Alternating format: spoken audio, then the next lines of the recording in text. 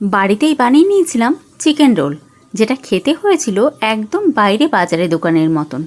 আজকে সেই রেসিপিটাই তোমাদের সাথে শেয়ার করব। এর আগেও আমি অনেকবার চিকেন রোল করেছি, কিন্তু রেসিপি শেয়ার করা হয়নি, তাই আজকে এই রেসিপিটা তোমাদের সাথে শেয়ার করতে এসে গেছি। এই রেসিপি ফলো করলে তোমরাও বাড়িতে বানিয়ে নিতে পারবে একদম স্ট্রিট সাইডের চিকেন রোলের মতন বাড়িতেই চিকেন রোল। তার জন্য সবার প্রথমে আমি ময়দাটাকে মেখে নেব। ময়দার মধ্যে দিয়ে দিচ্ছি পরিমাণ মতো নুন আর সাদা তেল। খুব ভালো করে ময়াম দিয়ে দিলাম, আর তারপরে উষ্ণ গরম জল দিয়ে ময়দাটাকে খুব ভালো করে মেখে নিতে হবে। ময়দাটা এখানে খুব নরম করে মাখলে হবে না, একটু শক্ত করেই মাখবো। আর তারপরে উপর থেকে সামান্য সাদা তেল মাখিয়ে নিয়ে রেখে দেবো 30 মিনিটের জন্য ঢেকে। এইবারে চলো চিকেনটাকে ম্যারিনেট করে নিই। আমি এখানে বোনলেস চিকেন নিয়েছি। দিয়ে দিলাম পরিমাণ মতো নুন, হলুদ গুঁড়ো, কাশ্মীরি লঙ্কার গুঁড়ো, লাল লঙ্কার গুঁড়ো, ধনে গুঁড়ো, জিরে গুঁড়ো আর সামান্য গরম মশলা গুঁড়ো।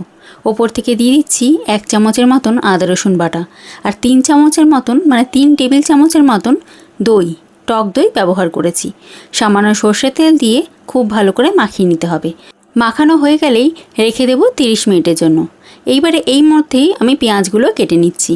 এখানে আমি বেশ লম্বা লম্বা করে পেঁয়াজগুলো কেটে নিয়েছি, তারপরে খুব ভালো করে হাত দিয়ে এভাবে ছাড়িয়ে নিলাম। পেঁয়াজের সাথে কিছু কাঁচা লঙ্কা আর লেবু কেটে রেখেছি।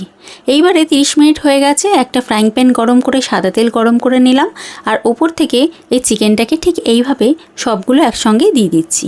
চিকেন যখন ভাজা হয়ে যাবে, কষানো খুব ভালো করে হয়ে যাবে, তখন এই মশলাগুলো একদম চিকেনের গায়ে লেগে যাবে। তাই জন্য একদম আস্তে আঁচে অল্প অল্প করেই ভাজতে হবে, যাতে চিকেনটা খুব ভালো করে সেদ্ধও হয়ে যায় এবং ভাজাটাও খুব সুন্দর হয়। যতক্ষণ চিকেন ভাজা হচ্ছে, আমি এদিকে লাচ্ছা পরোটাটা রেডি করে নিই। লাচ্ছা পরোটার জন্য এভাবে বেলে নিলাম, আর তারপরে মাঝখান থেকে ছুরি দিয়ে এইভাবে ঠিক কেটে নিচ্ছি। কেটে নেওয়ার পর ঠিক এই রকম করলে লাচ্ছা পরোটাটা খুব ভালো হয় এবং লেয়ারিংটা খুব সুন্দর হয়। ঠিক এই একই প্রসেসে আমি সবগুলোই রেডি করে নিচ্ছি। আপনারা যদি লাচ্ছা পরোটা না বানাতে চান, তাহলে নর্মাল লেচি কেটে পরোটা তৈরি করেও চিকেন রোলটা তৈরি করে নিতে পারেন। তবে লাচ্ছা পরোটা দিয়ে যদি চিকেন রোল তৈরি করেন, তার স্বাদটাই একটু অন্যরকম হয়, বেশি হয়। আমি এখানে একই প্রসেসে সব লাচ্ছা পরোটাগুলো তৈরি করে নিচ্ছি, আর তারপরে সামান্য তেল মাখিয়ে রেখে দেবো 5 থেকে 10 মিনিটের জন্য। এইদিকে আমাদের চিকেনটাও প্রায় রেডি হয়ে এসেছে। আমি যে পেঁয়াজটা কেটে রেখেছিলাম, সেই পেঁয়াজটা চিকেনের সাথে একটু ভেজে নেব। আমি এখানে কাঁচা পেঁয়াজ ব্যবহার করব না, এই ভাজা পেঁয়াজটাই একসঙ্গে ব্যবহার করলে চিকেন রোলটা বেশ টেস্টি হয়। এইবার লাচ্ছা পরোটাটা প্রায় 5 থেকে 10 মিনিট রাখার পর আমি এভাবে বেলে নিচ্ছি। একটু পাতলা করেই লাচ্ছা পরোটাটা বেলার চেষ্টা করবেন, তাহলে ভাজাটা খুব ভালো হবে। আর তারপরে লাচ্ছা পরোটাটা খুব ভালো করে দুদিকে সেঁকে নেওয়ার পর আমি তেল দিয়ে দিলাম। তেল দিয়ে খুব ভালো করে ভেজে নিতে হবে। এইবারে চলুন চিকেন রোলটা রেডি করে নিই।